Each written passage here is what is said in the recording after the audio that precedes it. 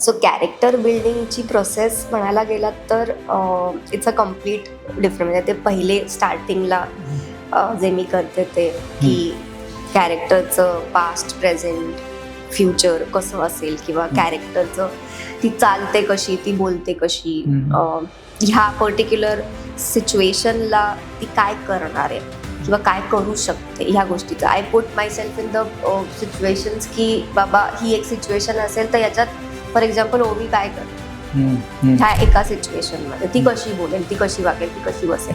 So ते एक part झालं. पण मोस्टली कसं असतं की युजली आता फिल्म्स किंवा थिएटर किंवा याच्यात आपण जेव्हा कॅरेक्टर बिल्डिंग करतो तेव्हा आपण खूप इम्प्रोव्हायझेशन्स करतो किंवा ते कॅरेक्टर बाहेर काढण्यासाठी आपल्याला आपण कॉन्व्हर्सेशन्स करतो. आपण म्हणजे सगळ्या आर्टिस्टसोबत कनेक्ट होतो किंवा रायटरसोबत कनेक्ट होतो किंवा म्हणजे हे जे आहे सगळं ही एक प्रोसेस असते जी वर्कशॉप आपण करतो.